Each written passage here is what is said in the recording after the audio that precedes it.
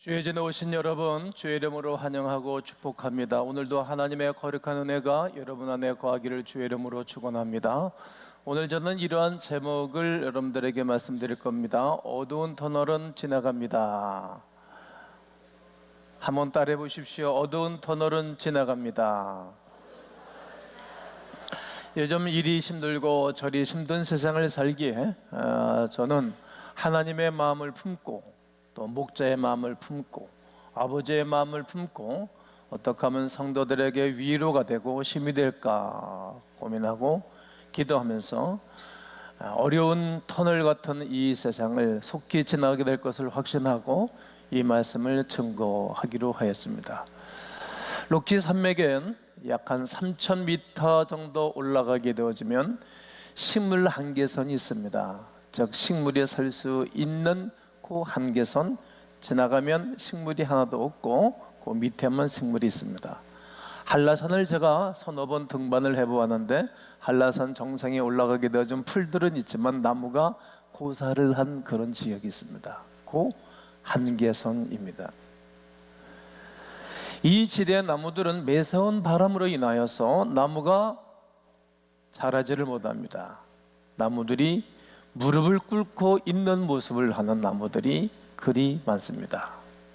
이 나무들은 열악한 조건이지만 살아남기 위하여 버티고 견디어 마치 사람들이 힘들 때 기도하는 듯한 자세를 취하고 버텨냅니다. 그런데 이 지대에서 나오는 이런 나무를 베어다가 바이올린을 만들면 공명이 잘 된다는 것입니다. 이 지역에서 베어서 만든 바이올린이라야 최고의 바이올린이 소리가 나고 고가로 매매가 되는 것입니다. 매서운 바람과 눈보라 속에 무릎을 꿇어서라도 생존해야 하는 그 나무야말로 아름다운 모습을 보여주고 그런 말미암아 좋은 소리를 내는 최상의 아름다움을 선물하고 있습니다. 우리의 삶도 고난 없이 결코 위대한 작품이 만들어질 수 있을까? 힘들고 어려움을 겪지 않은 사람이 이 땅에 모든 이들에게 찬사를 받을 수 있을까? 생각해 보셨습니까? 오늘 성경 본문에 요셉이라는 사람이 등장을 하는데 이분도 아주 유독히 고난의 잔을 많이 마셨던 사람 중에 하나입니다.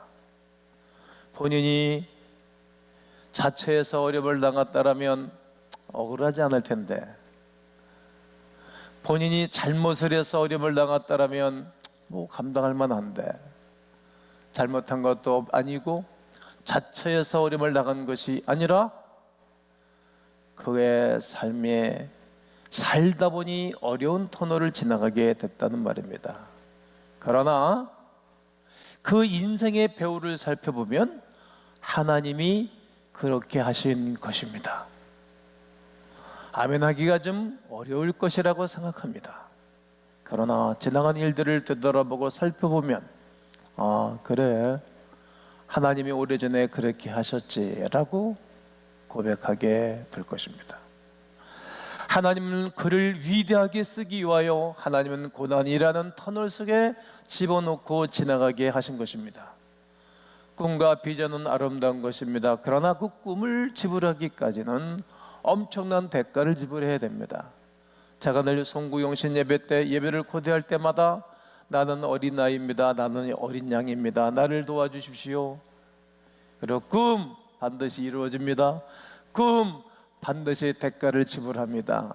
기억나십니까? 해마다 제가 만든 교독을 하나씩 추가하고 있습니다. 꿈은 대가를 지불해야 하는 부분입니다. 요셉을 통해서 배우는 것은 무엇입니까? 하나님은 꿈꾸는 자를 시련 가운데로 인도하신다는 것입니다. 시련을 통하여 꿈이 연글고 그 꿈으로 하나님은 그 사람을 성숙하게 하시는 것입니다. 아버지의 사랑을 듬뿍 받고 부족함이 없었던 그의 삶, 채색옷을 입고 살아갔던 요셉 아니겠습니까? 그러나 하나님께서 그를 안락한 가정에만 머물게 하지 않았습니다. 그의 아버지, 그의 어머니가 지켜주는 그 집에만 머물게 하지 않으셨습니다. 요셉을 거친 광야로 내모셨습니다. 세상 세파로 내몬 것입니다. 아버지의 심부름으로 형들이 갔던 요셉은 그를 질투하는 자기의 배다른 형제들로 하여금 구덩이를 파나 빠지게 하고, 노예 상인이 오는 그들을 발견하고 돈 은전 몇 푼을 받고 그의 동생을 팔아먹습니다. 그가 팔려갔던 집이 보디발 정치인의 집이었습니다. 그 후에 그는 햇빛 제대로 들어오지 아니하는 어두운 감옥에 갇히게 됩니다. 고되고 힘든 먼 이국 땅에 종살이가 시작됐습니다. 그의 나이 17입니다. 얼마나 힘들었을까? 얼마나 어려웠을까? 생각해 보셨습니까? 말도 통하지 않으니 답답할 것이고 밤잠도 여러 번 설쳤을 뿐만 아니라 자신이 누렸던 호사는 그냥 신기루가 돼버리고 말았던 것입니다. 자유도 없지요? 결정권이 없습니다. 총은 그냥 주인이 시키는 대로 죽여도 말대꾸하지 못하는 상황이 이 성경을 기록했을 때의 현 상황입니다. 아무도 없습니다. 부모도 가족도 형제도 시부인들도 찾아볼 수가 없습니다. 자기를 응원해 주는 사람은 하나도 없습니다. 하나님이 그렇게 하신 것입니다. 하나님이 요셉을 광야로 내몰고 난 다음 그냥 내버려 두시겠습니까? 그러지 아니하시겠지요? 모른 채 하지 아니하실 것입니다. 하나님이 요셉을 선택했기 때문입니다. 선택받은 거룩한 백성이 이 땅에 부실하게 살아가는 것 원치 아니하듯 하나님이 그 인생의 프로젝트 안에 걸려든 것입니다. 토기장이신 하나님께서 진흙과도 같았던 요셉을 질그릇처럼 그냥 내버려 두지 아니하시고 그를 귀히 쓸 하나님의 사람으로 만들 계획을 가지셨습니다. 바울은 로마서인들에게 편지를 써보내는 편지에서 토기장이가 진흙 한 덩어리로 하나는 귀에 쓸 그릇을 만들고 하나는 천에 쓸 그릇을 만들 고난이 없겠느냐?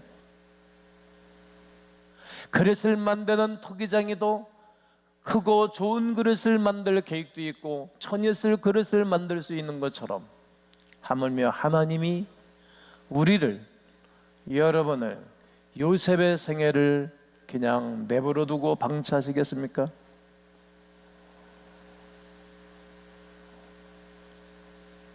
질그릇처럼 연약했던 요셉을 그냥 내버려 둘 수 없어서 그를 복 있는 사람으로 만들 계획을 가지신 것입니다. 그러기 위하여 그는 엄청난 대가를 지불해야 하는 것입니다. 하나님께서는 요셉을 어떻게 귀한 인물로 만들어 가시는 것입니까? 그 하나가 하나님은 먼저 그냥 낮추시는 분이십니다. 하나님 우리의 삶을 낮추신다는 말입니다. 창세기 37장 36절과 39장 1절에 그 미디안 사람들은 그를 애굽에서 바로의 신하 친위대장 보디발에게 팔았더라.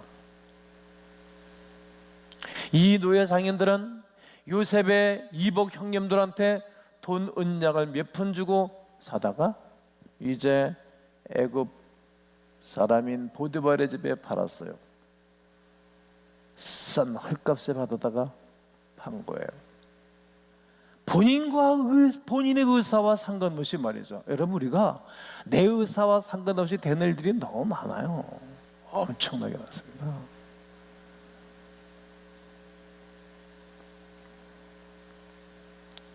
하나님은 요셉을 완전히 낮추시고 또 낮추시고 또 낮추시고 겸손하게 하신 것입니다.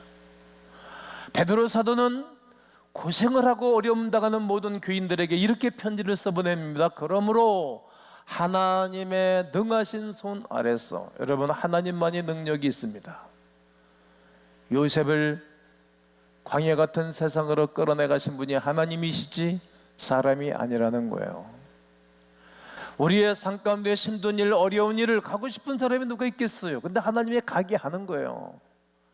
고난의 쓴 잔을 마시게 하시는 거예요. 그럴 때에 겸손해라.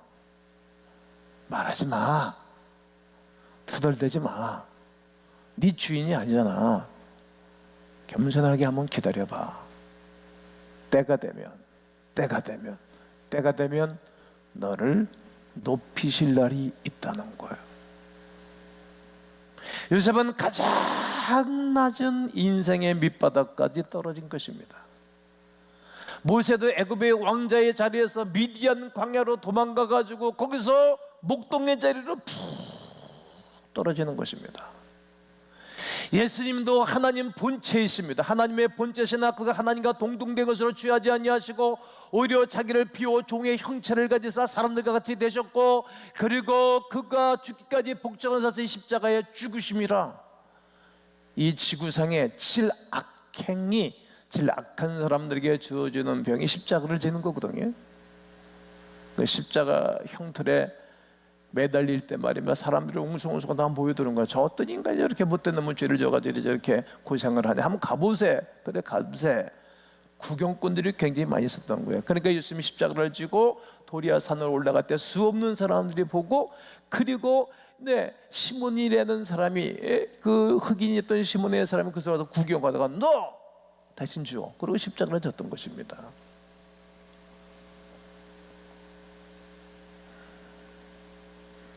이렇게 예수님도 가장 낮추신 것입니다. 한번 따라하시면 좋겠습니다. 하나님은 높이시기 전에 낮추십니다.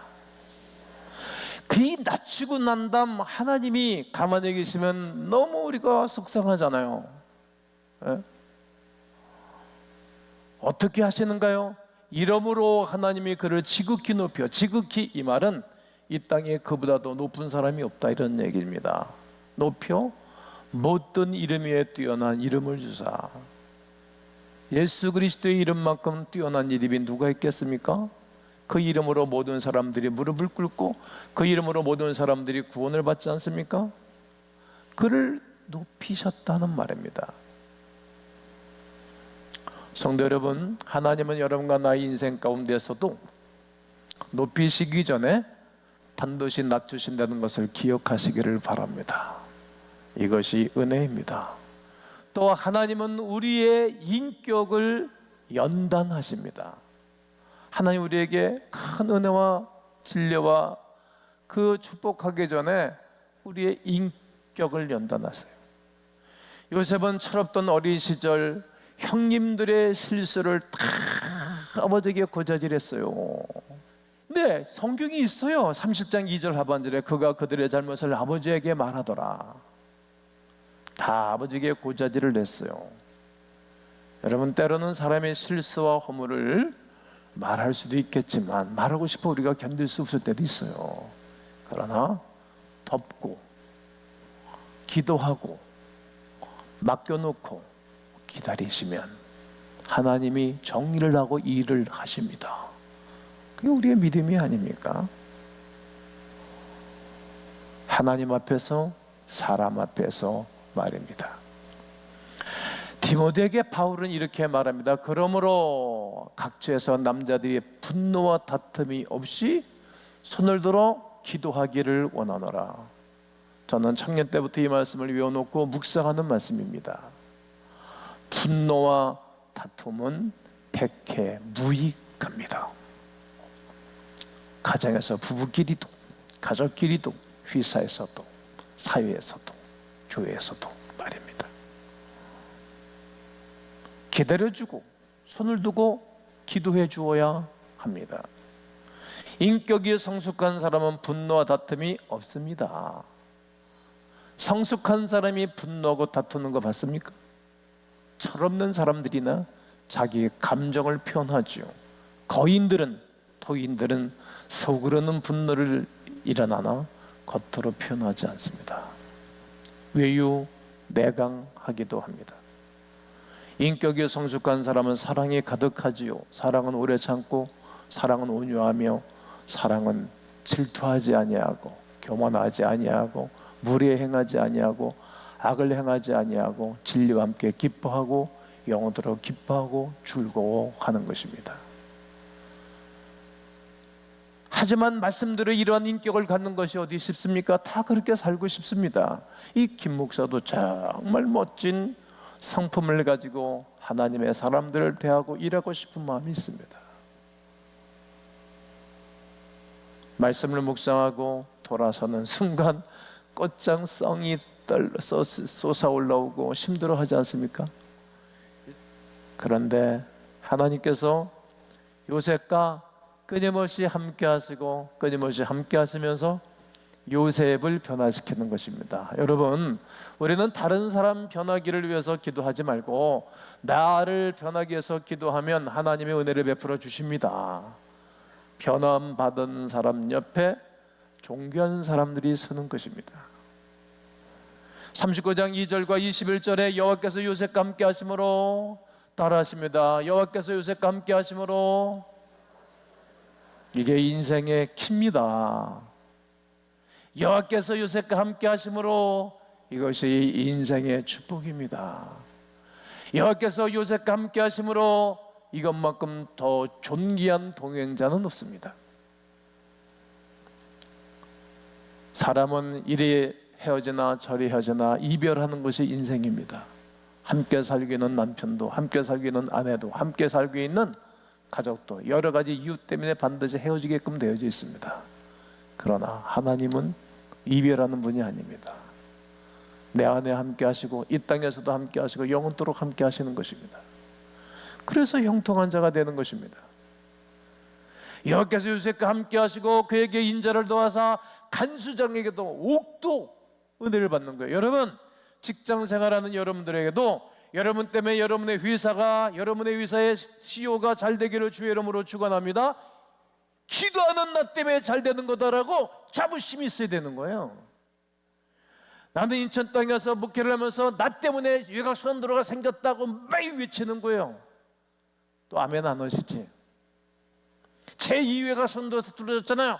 나 때문에, 내 기도 때문에 뚫어졌다고 하는 거예요. 여러분은 그런 생각은, 그러니까 나는 좋은 거예요. 하나님이 내 기도를 이렇게 잘 응답해 주셔. 막 이렇게 나는 스스로 내일을 두둑하게 하는 것입니다. 하나님이 형통한 자가 되게 하고 인자를 더해 주실 뿐만 아니라 그런 가운데, 그래 하나님이 또 연애를 베풀어 주셨구나, 그래 불만하지 말자, 원망하지 말자, 감격하고 감사, 하나님 하실 거다. 그래 언제인가는 모르지만 우리 아버지가 나한테 와서 절하러 올 날이 있어. 우리 어머니가 나한테 와서 절하러 올 날이 있고 나 팔아먹은 11 형제들이 와서 절할 날이 있어. 반드시 나를 지극히 높여 모든 이름 위에 뛰어나게 하실 날이 있다라고 믿은 거예요. 그러니까 참을 수 있었던 것입니다. 제가 힘들고 어려운 무수한 일들이 많이 있었잖아요. 그러나 내가 버티는 것이 뭐인가? 하나님은 나를 사용하시고 세우는 자리를 가르쳐 주셨거든요. 말씀하셨거든요. 그건 당당한 거예요. 굴하지 않는 거예요. 그 날을 주실 거예요. 이후에 가나안에 기근이 들잖아요. 먹을 것이 없는 겁니다. 전 세계에 기근이 들었어요. 그때 그 아버지 야곱이, 야 니들 굶어 죽을 거냐? 애굽에 내려가 먹을 것이 있다 하더라. 가라. 가서 먹을 것을 구해오라고 아버지가 제일 먼저 얘기한 거예요. 아버지의 마음은 백성들을 챙기는 거예요. 아버지의 마음은 백성들에게 있지 않은 그 지도자는 나쁜 거예요. 목사의 마음은 성도들에게 있어야 되는 것이지 성도에게 없으면 나쁜 지도자예요. 대통령은 백성들에게 있어야 좋은 왕이지, 대통령이지, 백성들을 아랑곳하지 않고 정치하는 대통령은 나쁜 사람인 거예요. 따를 필요도 없는 것입니다. 그리고 하나님께 올려드려야 됩니다. 형들이 찾아왔습니다. 나중에 그와 상봉할 때 뭐라고 말합니까? 45장 5절에 당신들이 나를 이곳에 팔았으므로 그로 인해서 근심하지 마시오, 한탄하지 마시오. 하나님이 당신과 나의 생명을 구원하시기 위하여 나를 당신들보다 먼저 이 넓은 땅 애굽에 보내셨습니다. 이런 고백을 하는 거예요. 그리고 그 이후에 내가 당신과 당신들의 아들을 기르리다 그러잖아요. 얼마나 큰 마음, 하나님의 마음을 품었는지 모릅니다. 두고 봐, 너 잘 되는가 보자. 그게 어떻게 하나님의 마음입니까? 지금 손을 이렇게 썼습니까? 몰라서 그런 거예요. 이해를 못해서 그런 거예요. 은혜를 덜 받아서 그런 거예요. 앞으로 잘 될 거라고 축복해주고 기다려줘야 될 것 아니겠습니까? 오히려 피해자였던 요셉이 가해자들을 용서해주고 축복하는 것입니다. 다 모든 것이 하나님의 뜻이었다고. 요셉을 귀한 그릇으로 만드시고 그 훈련하여 성숙한 하나님의 사람으로 만들기 위한 하나님의 연단 과정이었다는 사실입니다. 성도 여러분, 우리 안에 분노가 혹 일어날 때, 우리 안에 혹 마음이 상할 때, 또 절망하고 싶을 때 나를 현재까지로 인도하시고 앞으로도 인도하실 주님 바라보고 승리하시기를 주의 이름으로 권면합니다. 권면합니다. 권면합니다. 하나님은 이룰 수 있는 환경으로 인도하셨습니다. 요셉이 가진 꿈이 너무 컸습니다. 자기가 가진 꿈이 아니고 하나님께 꿈을 키우게 하신 것입니다. 그가 그 가나안 땅에 있어서는 그 꿈이 이룰 수가 없습니다. 하나님 그 꿈을 이룰 수 있는 넓은 애굽 땅으로 그를 이끌어 가신 것입니다. 요셉을 그의 고향에 내버려 둘 수 없어서 고향을 등지기하고 새로운 땅에 가서 살게 했어요. 우리는 옛 고향을 그리워하죠.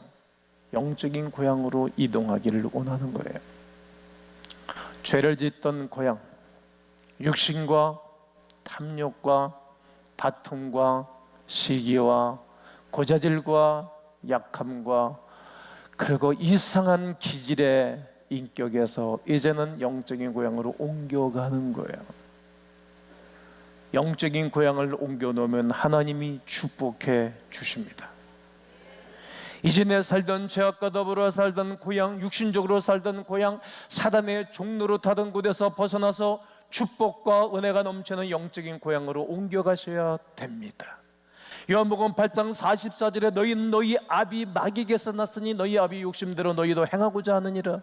그는 저보다 살인한 자여 거짓말장이라는 그 속에 진리가 없음으로 말미암아 거짓을 말할 때 자기 것으로 말한다는 것, 자기 것으로 말입니다. 그는 인류의 첫 번째 거짓말쟁이, 에덴 동산의 하와를 거짓말시키고 아담을 거짓말시켰다는 그 악한 존재가 지금까지 인류를 괴롭히고 거짓말시키는 존재입니다. 마지막 때에 우상을 섬기는 자들과 거짓말하는 자는 절대로 천국에 들어갈 수 없느니라고 요한계시록에 기록하고 있는 말씀처럼 거짓말하는 자는 갈 수 없다는 것입니다. 거짓말하는 자는 마귀에게 속은 것이기 때문에 그렇습니다. 마귀에게 속고 마귀와 동행하는 사람이 어찌 그가 은혜의 삶을 살 수 있겠습니까? 우리는 진리를 말하고 그리스도 예수 안에 속하여 거룩한 주님과 손을 잡고 살아가는 자들에게 형통한 거룩한 은혜가 일어날 줄로 확신합니다. 그 이름을 영접한 자, 그를 믿는 자들에게는 하나님의 자녀가 되는 권세를 주셨는데 이것은 혈통으로나 육적으로 난 것이 아니라는 것입니다. 어디로부터 난 것이다? 하나님께로부터 난 것입니다. 오늘 여러분과 제가 예배당 안에 와서 말씀을 받고 예배를 드리는 것도 여러분 혈구로 난 것이 아니라 하나님이 그렇게 하신 것입니다. 어두운 터널을 지나가기 위하여, 앞으로도 어두운 터널이 있을 것인데 그걸 잘 통과하기 위해서 하나님은 교회라는 영적인 고향으로 여러분들을 옮겨 놓으신 것입니다. 코로나19로 말미암아 교회는 유례없는 어려움을 당하게 됐지요. 교회는 부흥과 성장이 막힌 듯한 보이지 않는 터널을 지나는 듯 싶습니다. 하지만 하나님은 원칙을 가지고 훈련하십니다. 어느 교회는 변함없이 싸워 이기면서 예배를 드리는 교회가 있고 문 다 닫아버리고 그런 교회가 있습니다. 어떤 교회가 좋은 것입니까? 어떤 교회를 선택할 것입니까? 어떤 목사는 엄청난 해를 받으면서 손해가 올 걸 알면서도 꿋꿋하게 믿음을 지키는 목사가 있고 그런 교회가 있고 그런 성도가 있는 것입니다. 어느 편을 들어주실 거라고 생각하십니까? 어느 곳에 성령 하나님 운행하실 거라고 생각하십니까? 반드시 우리 하나님은 당신의 백성들을 축복하고 돌아보고 반전의 역사를 일으키기를 원하십니다. 오늘 성경 본문의 요셉은 엄청난 고난의 터널을 지났으나 하나님이 그를 연단하시고 그를 결국 형통한 자가 되어줘 그 한 사람 때문에 그의 가족, 형제, 모든 사람들, 애굽의 모든 사람들이 어려운 시기 흉년을 잘 지났답니다.